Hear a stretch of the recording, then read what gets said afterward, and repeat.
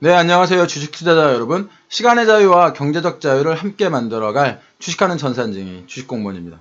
간밤에 미국 시장에서 애플이 사상 최초로 2조 달러, 2조 원이 아닙니다. 2조 달러. 그러니까 우리나라 돈으로 약 2천조가 더 넘겠죠. 2천조가 넘는 기업이 됐다는 소식이 전해졌습니다. 물론 애플은 2018년 8월 2일 시가총액이 1조 달러에 들어간 가장 빠른 기업이기도 했지만 약 2년 만에 시가총액이 2배가 된 겁니다.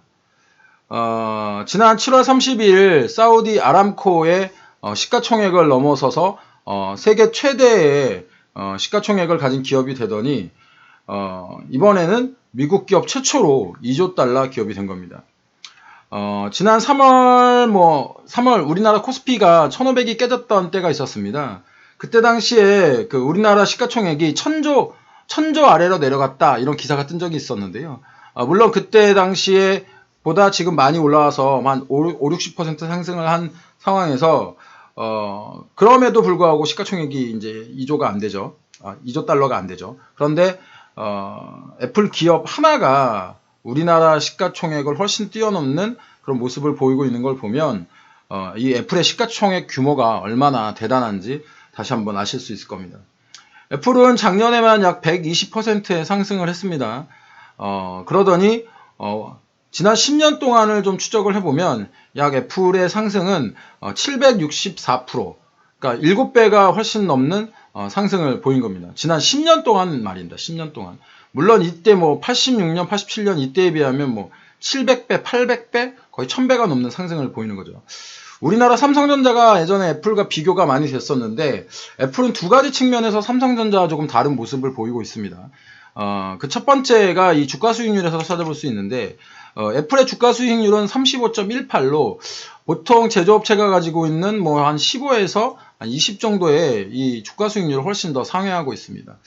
물론 소프트웨어 기업들은 100을 넘는 기업들도 훨씬 더 많은데 아마존의 그 주가 수익률을 살펴보면 100이 넘는 모습을 살펴보실 수 있을 겁니다. 이렇게 주가 수익률이 125.33으로 이 소프트웨어에 기반을 둔 기업들이 주가 수익률이 훨씬 더 높은 것을 찾아보실 수 있을 겁니다.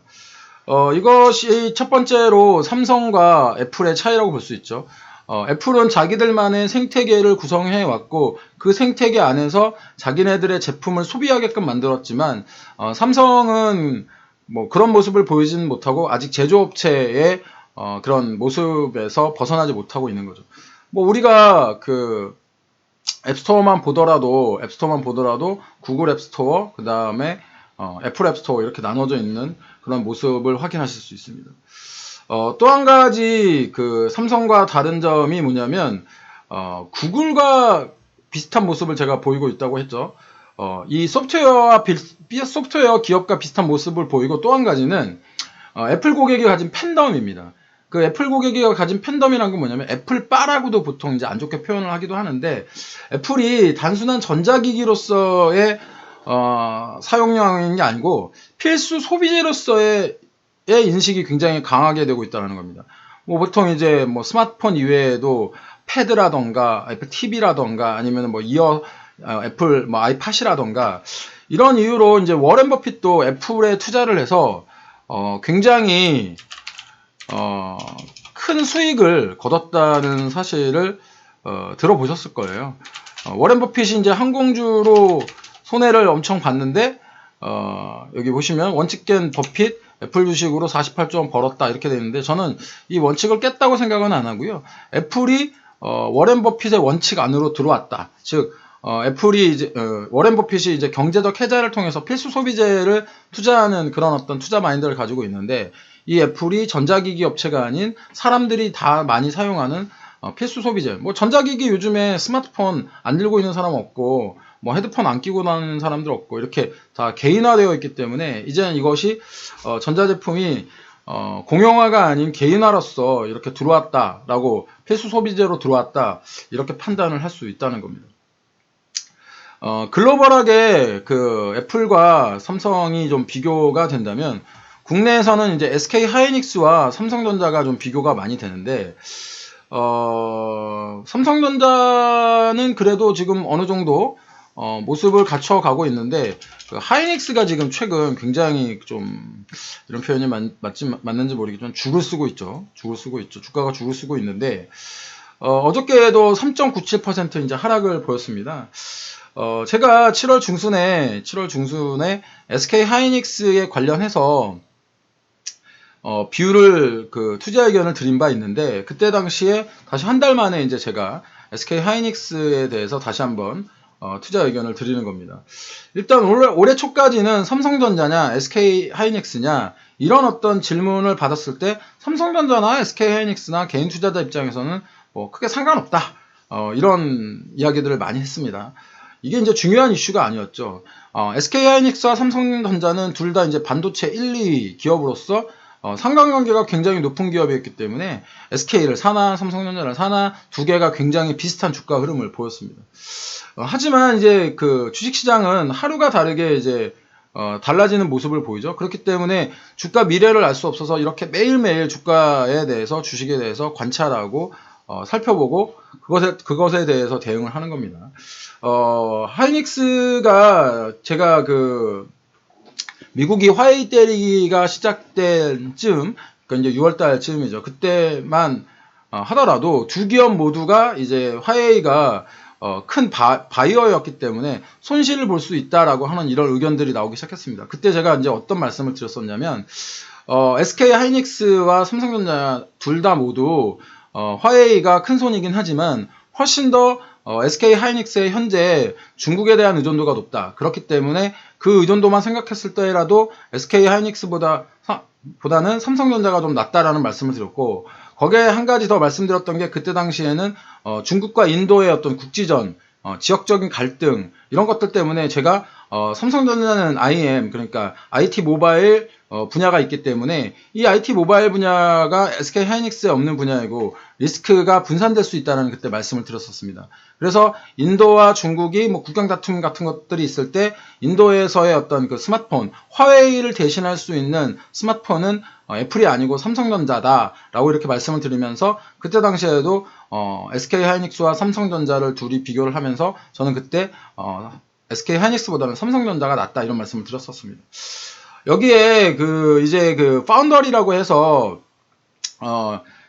대만의 TSMC가 이제 전국의 그러니까 전 세계 파운더리 1위 업체인데, 이 삼성전자가 이 파운더리의 2위를 차지를 하고 있습니다. 이 부분에 대해서도 삼성전자는 비메모리 부분에 어떤 투자를 하고 있는 반면 SK 하이닉스는 그 부분이 좀 늦었다라는 측면에서 저는 그때도 삼성전자의 손을 많이 들어드렸었는데, 지금 이제 미국의 어떤 선거가, 대선이 레이스에 접어들면서 지금 트럼프가 화웨이 때리기를 엄청 많이 하고 있습니다. 화웨이 때리기를 많이 하면 할수록 SK 하이닉스 입장에서는 조금 안 좋은 그런 상황이 되는 것이고, 삼성전자에게는 호재와 악재, 기회와 위기가 동시에 있는 상황입니다. 그러면 당연히 투자자들은 위기만 있는 기업보다는 위기와 기회가 동시에 있는 기업을 선호할 가능성이 훨씬 높다는 말씀을 드렸고, 이때 제가 이제 삼성전자를 SK 하이닉스와 삼성전자를 비교하면서 삼성전자가 조금 더 낫다라는 말씀을 드린 거예요.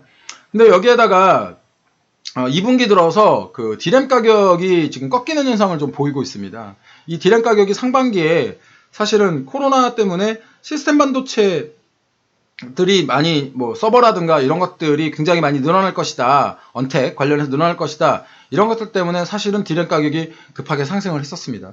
이 디램 가격이 상승을 했을 때 그때 말씀드린 것처럼 삼성전자와 SK 하이닉스의 분기 실적도 나쁘지 않다라는 이야기가 나올 가능성이 높기 때문에 주가도 이렇게 따라갔었던 것인데, 사실은 이 디램 가격이 지금 꺾여 있고 가격이 많이 낮아지다 보니까 개인 투자자들의 관심이 엄청나게 많아진 게 사실입니다. 그래서 7월 개인 순매수 1위가 SK 하이닉스입니다.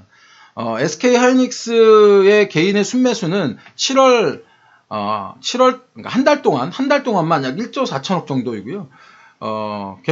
외국인 투자자들과 기관 투자자들은 각각 6,800억과 7,400억 원어치를 지금 현재 순매도를 하고 있습니다. 주가의 미래는 예측이 안 됩니다. 예측이 안 되지만 첫 번째 미국 화웨이의 제재, 이게 이제 선거 기간 동안에는 계속될 가능성이 높고요. 두 번째는 디램 가격의 하락. 그 다음에 하이닉스는 리스크를 해지할 수 있는 어떤 그 사업의 다각화 분야가 좀 떨어진다. 이런 측면에서 보았을 때 지금 현재 분석을 해봤을 때 SK하이닉스와 삼성전자를 놓고 봤을 때는 삼성전자가 좀 더 낫다라는 이런 말씀을 드린 겁니다. SK하이닉스와 삼성전자에 대한 주식공모의 뷰는 지난 6월 이후 변하지 않고 있습니다. 제 시황이 여러분들의 투자에 인사이트를 주기를 바라면서 오늘 시황 마무리하도록 하겠습니다. 잘 버티고 살아남으세요. 지속적으로 이렇게 시황과 종목의 밸런스를 가지고 말씀드리도록 하겠습니다. 오늘 하루도 성공 투자하시고요. 주식공무원 컨텐츠 마음에 드셨다면 추천, 구독, 좋아요, 알람 설정 부탁드리고요. 알람 설정과 구독을 해놓으시면 주식공무원이 시황을 만들어서 올리는 즉시 여러분들에게 띠링띠링 이렇게 알람이 갑니다. 그럼 좀 더 빨리 주식공무원의 시황 받아보실 수 있겠죠.